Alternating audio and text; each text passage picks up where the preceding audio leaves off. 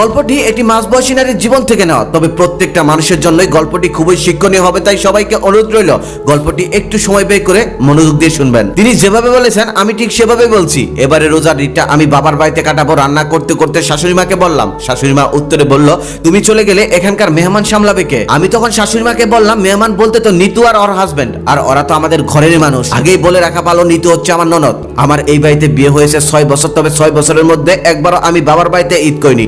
এবার প্রথম মনস্থির করেছি এবারে রোজার ঈদটা আমি বাবা মায়ের সাথেই করব। আমার পরিচয় দিয়ে নেই, আমি হচ্ছে রবি, একটা প্রাইভেট কোম্পানিতে চাকরি করি। আমার স্বামী সৈকত, সেও একটা প্রাইভেট ব্যাংকে চাকরি করেন। বিয়ের পর থেকে এই 6 বছরের মধ্যে আমার স্বামীর কাছ থেকে আমি কখনোই অবহেলা পাইনি, অবশ্য ভালোবাসার আদি খেতাও পাইনি। প্রতিবেলা ফোন করে খোঁজ নেবে, এমনকি সপ্তাহে বাড়ি চলে আসবে। আমার কাছে ভালোবাসা মানে এতটুকুই। তবে মানুষটা একটু অন্যরকম আছে বটে। রেগে গেলে মুখের ভাষায় প্রকাশ করবে না, অন্য কোনো ভাবে বুঝিয়ে দেবে। সে রেগে গেলে আমার জন্য একটু বুঝতে সমস্যাই হয়, কারণ আমি তো আর জ্যোতিষী নই। কিভাবে বুঝবো সে আমার উপর কি কারণে রেগে আছে? সে যাই হোক, আমি যখন বুঝতে পারি সে আমার উপর রেগে আছে, তখন আমি নিজের থেকে সরি বলে সবকিছু মিটিয়ে নেই। তবে এতটুকু ছাড়া আর সবকিছু ঠিকঠাক। যাই হোক, কাজের কথায় আসি। তখন আমার শাশুড়ি মা আমার কথার উত্তরে বলল, ও আচ্ছা, তাহলে তুমি এটা বলতে চাচ্ছ আমার মেয়ে আর মেয়ের জামাইয়ের কোনো যত্ন আত্মীর প্রয়োজন নেই? তখন আমি বলেই ফেললাম, না মা, এটা বলতে চাইনি। তাছাড়া আপনি তো আসেনি, আর নিতু তো প্রত্যেকবার রোজার ঈদ এখানেই করে। আমার তো ইচ্ছে করে বাবা মায়ের সাথে একটা ঈদ করতে।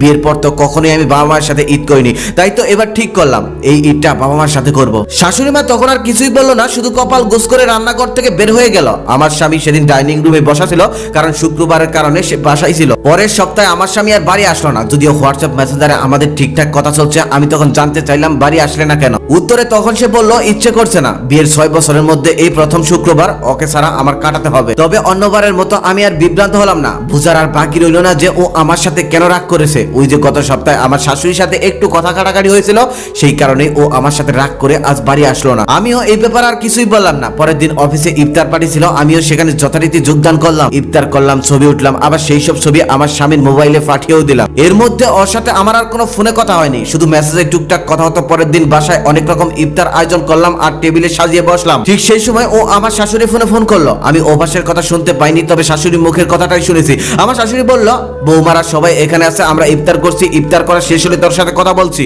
এখন রাখ, ইফতারের টাইম হয়ে গেছে। সেদিন রাতে যদিও আমি ওকে কয়েকবার ফোন করেছিলাম, তবে ফোন রিসিভ করেনি, তাই আমাদের কথাও হয়নি। পরের দিন অফিস শেষ করে আমি এক বান্ধবীকে নিয়ে শপিং করতে যাই। সেখানে যাওয়ার পর ও আমাকে ফোন ব্যাক করে। আমি তখন ফোনটা রিসিভ করেই বলেছিলাম, আমি এখন খুব ব্যস্ত, শপিং করতেছি, এই বলেই ফোনটা কেটে দিয়েছিলাম। না, আমি সেদিন তাকে ইগনোর করিনি, শুধু এটাই বোঝাতে চেয়েছিলাম তুমি আমার একমাত্র পৃথিবী নও। তুমি যদি অকারণে আমার সাথে রাগ করতে পারো, তাহলে আমারও অনেক অপশন আছে। তুমি শুধু আমাকে ইগনোর করবে আর আমি কেটে কেটে বালিশ বেজাবো, আমি ওইরকম মেয়ে নই। পরের সপ্তাহে যথারীতি সে বাড়িতে এসেছিল, এই নিয়ে আমাকে আর কোনো কথা বলতে হয়নি। আরো একটা গল্প বলি, তখন বিয়ের একদম পর বিয়ের ছুটি শেষ করে অফিসে যাই। অফিসে অনেক কাজ আর প্রচন্ড জ্যামকে অপেক্ষা করে আমি যখন বিধ্বস্ত শরীর নিয়ে বাসা আসি, বাসা আসার সাথে সাথেই আমার শাশুড়ি মা আমাকে বলে, বৌমা আমাকে 1 কাপ চা বানিয়ে দাও তো। তখন আমি হাসি মুখেই বললাম, মা খুব টায়ার্ড লাগছে, একটু ফ্রেশ হয়ে আসি, তারপর চাটা দেই। আমার শাশুড়ি মা তখন বলল, আমার মাথা ব্যথা করছে এখন, আর তুমি চা দিবে ফ্রেশ হওয়ার পর?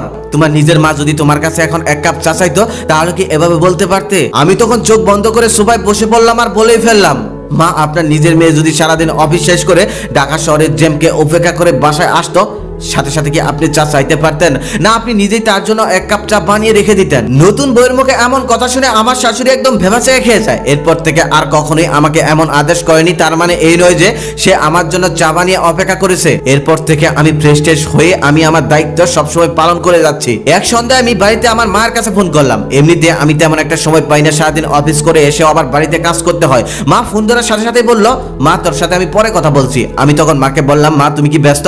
মা তখন বলল, না রে ব্যস্ত না, আমি একটা সিরিয়াল দেখতেছি, এই বলে ফোনটা কেটে দিল। তারপর মা ফোন ব্যাক করলো প্রায় 1 ঘন্টা পর। আমি রুমে বসেছিলাম, ঠিক সেই সময় ফোন দিয়ে মা বলল, হ্যাঁ রবি বল, কেমন আছিস? আমি তখন বললাম, মা আমি ব্যস্ত আছি, আমি গেম খেলতেছি, তুমি রাখো, আমি তোমার সাথে পরে কথা বলতেছি, এই বলে লাইনটা কেটে দিলাম। আমি বুঝতে পারছিলাম মা ব্যাপারটা অনুধাবন করতে পেরেছে। বিয়ের আগে আমার একটা সম্পর্ক ছিল, ব্যাপারটা আমার স্বামী সৈকত খুব ভালোভাবেই জানে, এ নিয়ে আমাদের মধ্যে কোনো প্রবলেম ছিল না। তবে লুবনা আমার বেস্ট ফ্রেন্ড, বিয়ের পর প্রথম যখন আমাদের বাড়িতে বেড়াতে আসলো, আমার স্বামী সৈকতের সামনে সে হাসতে হাসতে হাসতে বলতে লাগলো, তুই না সিয়ামকে ছেড়ে দিয়ে ভালোই করেছিস। সিয়াম হচ্ছে আমার এক্স। লুবনার মুখে এমন কথা শুনে আমি কিছুটা অপমানিত বোধ করলাম। লুবনা যখন চলে যাচ্ছিল তখন হাসতে হাসতে মজা করার ছলে আমার স্বামীকে বলছিল, ভাইয়া আমার বান্ধবীকে দইরা রাখেন, না হলে কিন্তু পাখি উড়াল দিতে পারে, পাখি উড়াল দিলেই কিন্তু শেষ, আর খুঁজে পাইবেন না। লুবনা কথাগুলো মজা করার ছলেই বলছিল, তবে সৈকতের মুখটা একদম গম্ভীর হয়ে গিয়েছিল। আমিও অনেক লজ্জা বোধ করছিলাম। অবশ্য লুবনার বিয়েতে আমি আর আমার স্বামী দুজনেই গিয়েছিলাম। স্টেজে ছবি তোলার সময় লুবনার স্বামীকে আমি বললাম, আরে রফিক ভাই কেমন আছেন,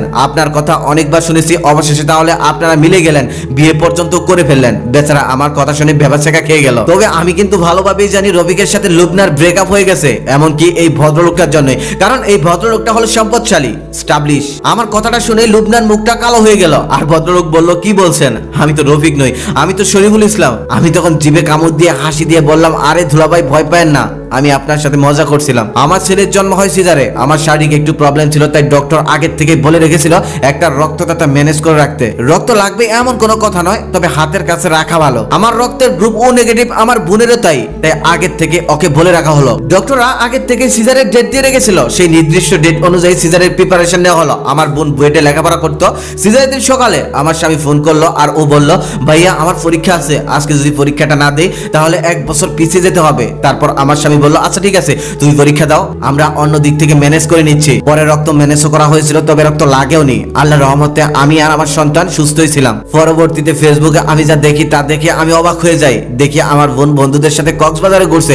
আমি খোঁজ নিয়ে দেখি সেদিন ওর কোনো পরীক্ষাই ছিল না। কথাটা শোনার সাথে সাথে আমার বুকেরটা কেমন যেন নাড়া দিয়ে উঠেছিল। এরপর ছোট বোনের বিয়ের সময় আগে পরে সবকিছুতে ছিলাম, তবে বিয়ের দিন গেলাম না। অনেক ফোন করলো, অবশেষে যখন আমার ছোট বোন ফোন করলো তখন আমি ওকে বললাম, আর বলিস না রে, অফিস থেকে ছুটি পেয়েছি, আমরা একটু কক্সবাজারে ঘুরতে যাব, এটা প্ল্যান করেছি, কাপড় চোপড় গোছাচ্ছি, এই বলে ফোনটা কেটে দিয়েছিলাম। ছোট বোনের বিয়েতে বড় বোন যায়নি, এই নিয়ে অনেকে অনেক কথাই শুনিয়েছিল, তবে এতে আমার কোনো কিচ্ছু যায় আসে না। আমার অতি দুঃখের সময় যে পাশে থাকেনি, তার সুখের সময় আমার পাশে না থাকলেও চলবে। এখন অনেকেই হয়তো ভাববেন আমি রি-অ্যারেঞ্জ প্রিয় মানুষ, হয়তো তাই, আবার হয়তো না।